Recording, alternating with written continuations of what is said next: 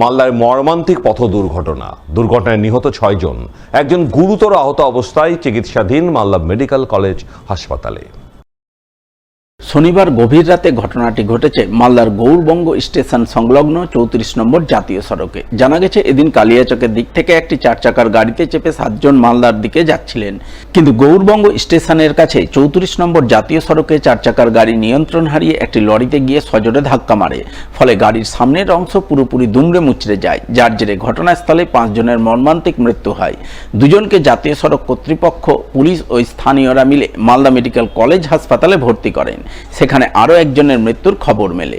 দুর্ঘটনায় যে 6 জনের মৃত্যু হয়েছে তাদের সকলেরই বয়স 18 থেকে 20 বছরের মধ্যে এবং তাদের সকলেই কালিয়াচকের আলিপুর এলাকার বাসিন্দা বলে জানা গেছে।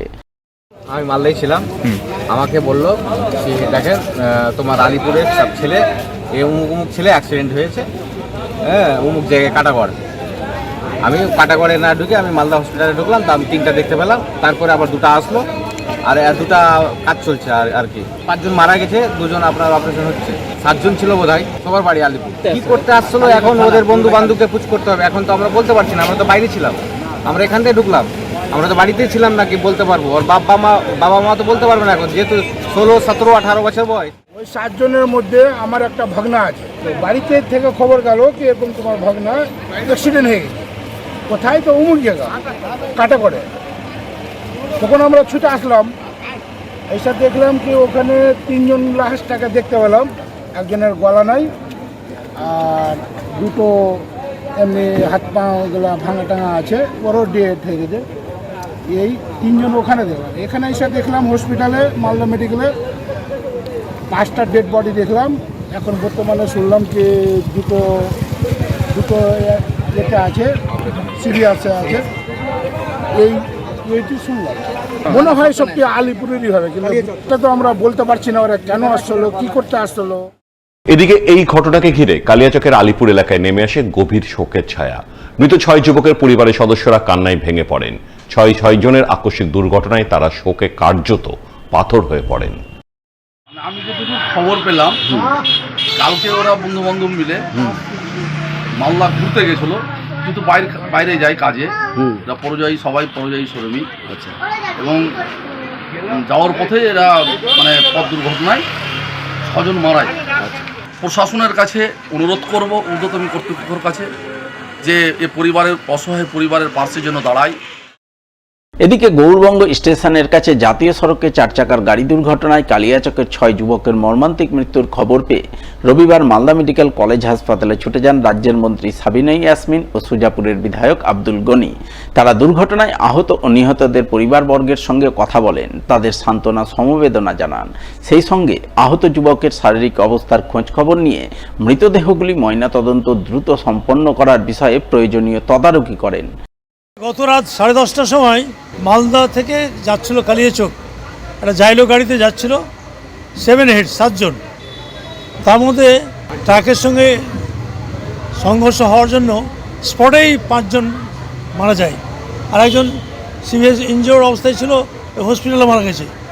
একজন সার্ভাইভিং অবস্থায় আছে, সে আন্ডার ট্রিটমেন্ট এবং ডাক্তাররা মোটামুটি হোপফুল আছে ও সার্ভাইভ করতে পারে।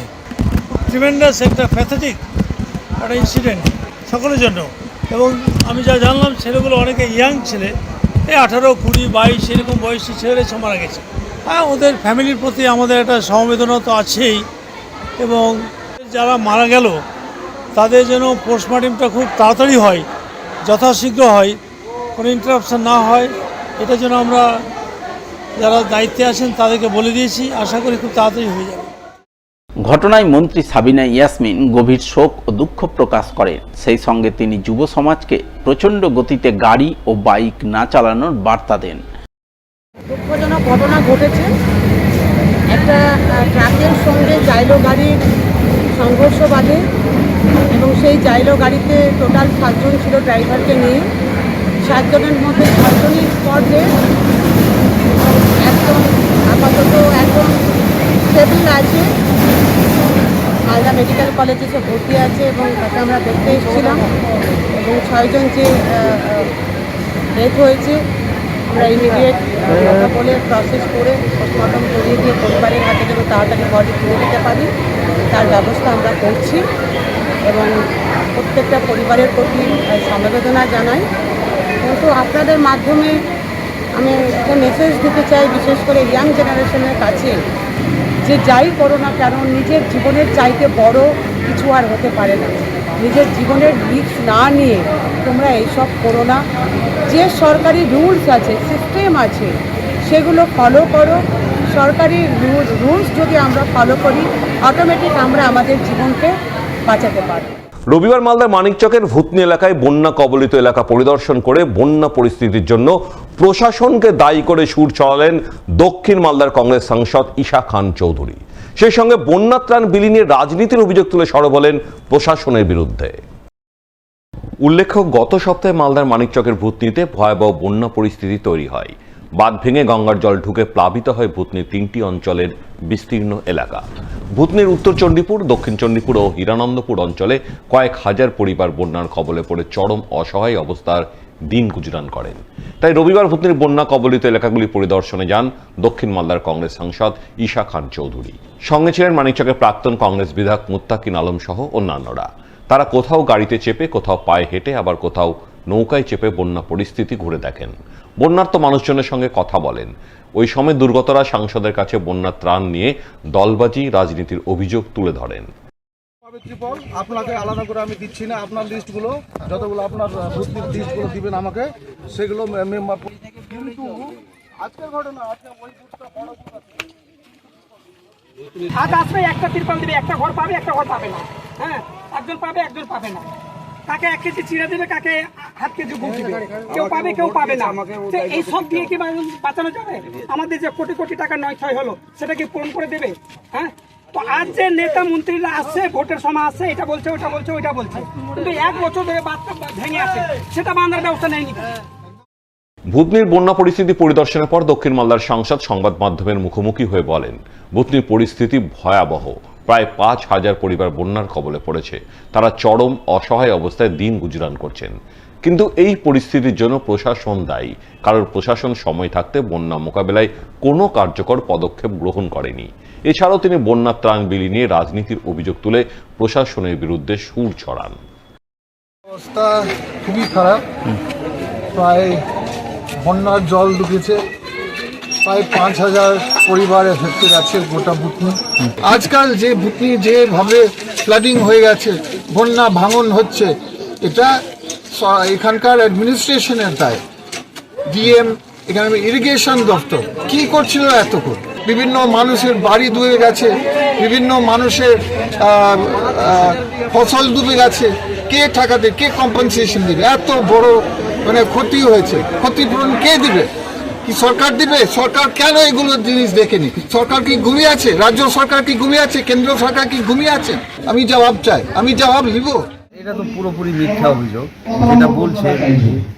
মানে বন্যা তো হওয়ার কয়েকদিন হয়ে গেল, আজকে ওনার সময় হয়েছে, আজকে এসছেন উনি, এসে আর এইসব মিথ্যা অভিযোগ করছে। আরজিকর কাণ্ডের প্রতিবাদে মালদায় ক্রমশ জোরালো হচ্ছে প্রতিবাদে সোচ্চার হচ্ছে বিভিন্ন স্কুল কলেজের ছাত্রছাত্রীরাও। এমনই প্রতিবাদের ছবি নজরে এলো মালদার হরিশ্চন্দ্রপুরের দৌলতপুর এলাকায়। এদিন ওই এলাকার ছাত্র সমাজ একত্রিত হয়ে দৌলতপুর এলাকার রাজপথে মিছিল করে। আরজিকর মেডিকেল কলেজে ডাক্তারি পড়ুয়া তরুণীকে ধর্ষণ করে খুনের ঘটনায় সুর চড়ায়। ঘটনায় দোষীদের দৃষ্টান্তমূলক শাস্তির দাবি জানায়। সেই সঙ্গে রাস্তাঘাটে যানবাহনে মেয়েদের সুরক্ষার দাবিতে তারা সরব হয়।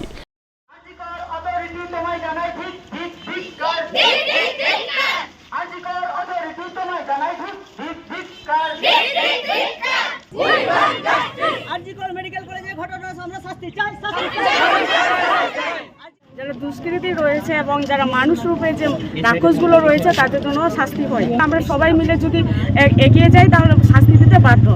যদি সরকাররা যদি না পারে তাহলে ওদেরকে রাস্তায় নামিয়ে দিক, তাহলে রাস্তার যে মানুষগুলো রয়েছে তারা ঠিক শাস্তি দিয়ে দিবে। যারা মানুষ রূপে যে বহুরূপীগুলো রয়েছে, শত্রুগুলো রয়েছে, তাদেরকে আমরা শাস্তি চাই, যেন এরকমটা আর ভবিষ্যতে না হতে পারে। তার জন্য আমাদের রাস্তায় নামা। আমাদের সরকার ঠিক নেই। সরকার যদি ঠিক থাকতো তাহলে ওদেরকে দুষ্কৃতীদের খুঁজে বার করতো, কিন্তু আমাদের সরকার ঠিক নেই। ওদেরকে সেবা করছিলেন, তার প্রতিবাদে যে দুর্ঘটনা করেছেন তার লোককে ফাঁসি চাই। যেমন আমরা নারীরা কোনো বাইরে বেরোতে পারি না, স্কুল যেতে পারি না সঠিকভাবে, রাস্তাতে বেরোনোর চেষ্টা, অন্য জায়গায় একাই যেতে পারি সেই জন্যই আমরা রাস্তায় বেরোচ্ছি। আমরা চাই যেন ভবিষ্যতে গিয়ে আমরাও কিছু হই, আমাদের দিদিদেরকে দেখে আমরাও শিখি, যেন আমাদেরকে দেখে আমাদের ছোট ভাই বোনগুলো সেই জায়গায় পৌঁছায়। কিন্তু এই জায়গাগুলো পাচ্ছি না, আমরা কেন পাচ্ছি না? এই আন্দোলনের জন্যই আমরা এই রাস্তায় নেমেছি। অন্যদিকে আরজিকর কাণ্ডের প্রতিবাদে এদিন মালদার হরিশ্চন্দ্রপুরের তুলসীহাটা এলাকার এক বেসরকারি স্কুলের শিক্ষক শিক্ষিকা সহ ক্ষুদে ছাত্রছাত্রীরা পথে নামেন। তারা ন্যায় বিচারের দাবিতে এলাকায় মিছিল করেন। মিছিলে অংশগ্রহণকারী শিক্ষক শিক্ষিকা সহ ক্ষুদে ছাত্রছাত্রীরা নারীদের নিরাপত্তার দাবিতে সুর চড়ায়।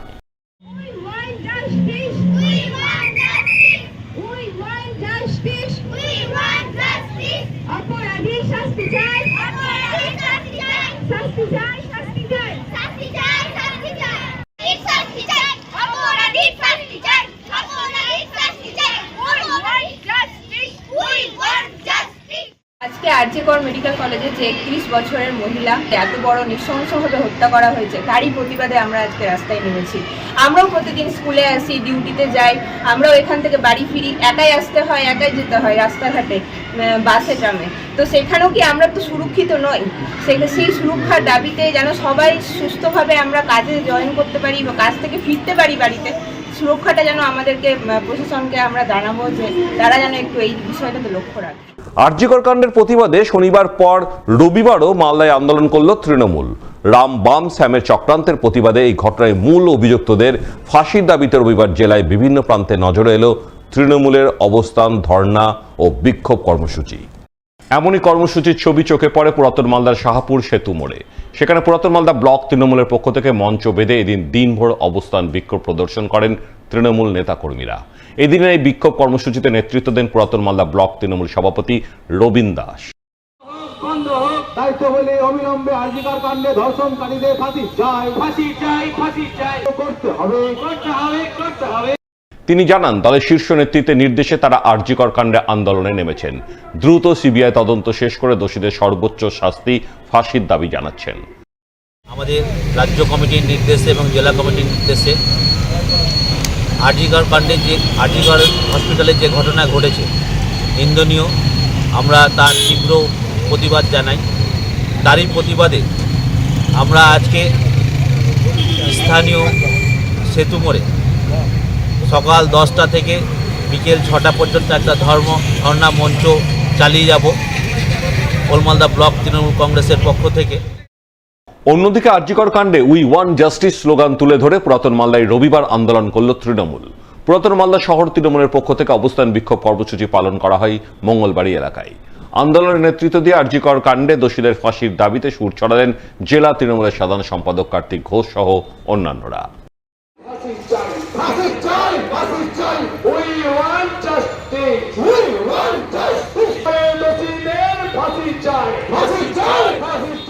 আরজিকরে যে ঘটনাটা ঘটেছিল, এই ঘটনার পরিপ্রেক্ষিতে আমাদের নেত্রী মমতা বন্দ্যোপাধ্যায় নির্দেশ দিয়েছেন যে সারা পশ্চিমবাংলার সাথে সাথে আজকে আমরা ওলমালদা পৌরসভাতে 2 দিনব্যাপী আমাদের কর্মসূচি চলছে।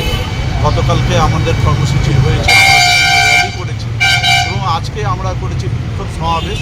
সেখান থেকে আমাদের একটাই বক্তব্য যে আরজিকরের যে ঘটনাটা যেভাবে করে একটা ডাক্তারকে ধর্ষণ করে খুন করা হয়েছিল, তার পরিপ্রেক্ষিতে আমরা চাই যারা দোষী তাদের পানিশমেন্ট হোক এবং কঠোরতম তাদের সাজা হোক, এবং সেই সাজা আমরা চাইছি যে তাদের দৃষ্টান্তমূলক সাজা, সেই সাজা ফাঁসি। অন্যদিকে এদিনই আরজিকর কাণ্ডের প্রতিবাদে রতুয়া 2 নম্বর ব্লক তৃণমূলের পক্ষ থেকে অবস্থান, ধর্ণা, বিক্ষোভ কর্মসূচি পালন করা হয়। কর্মসূচির রূপায়ণে নেতৃত্ব দেন জেলা তৃণমূলের চেয়ারম্যান সমর মুখার্জি, রতুয়া 2 নম্বর ব্লক তৃণমূল সভাপতি রাকিবুল হক, জেলা পরিষদ সদস্য মাসিদুর রহমান, অর্পিতা উপাধ্যায় কুমার সহ অন্যান্যরা। তারা আরজিকর কাণ্ডে রাম বাম শ্যামের চক্রান্তের অভিযোগ তুলে সরব হন। সেই দ্রুত সিবিআই তদন্ত শেষ করে দোষীদের ফাঁসির দাবি জানান। অমৃতা ডাক্তার মহিলা, তিনি ধর্ষিতা হয়েছেন আরজিকর হসপিটালে এবং খুন হয়েছে। আমাদের নেত্রী মমতা বন্দ্যোপাধ্যায় তার ফাঁসি চেয়েছে। আমাদের নেতা অভিষেক ব্যানার্জি বলেছে বিজেপি পার্লামেন্টে আইন আনুক, এইসব ঘটনা যারা ঘটাবে সঙ্গে সঙ্গে এনকাউন্টার দিয়ে তাদেরকে গুলি করে মারা হবে। বিজেপি আইন আনছে না কেন? এখন সিপিএম এবং বিজেপি এরা ভাই ভাই, রাম আর বাম, এরা এই মৌমিতা হত্যাকাণ্ডকে নিয়ে সারা পশ্চিমবাংলাকে অশান্ত করতে চায়।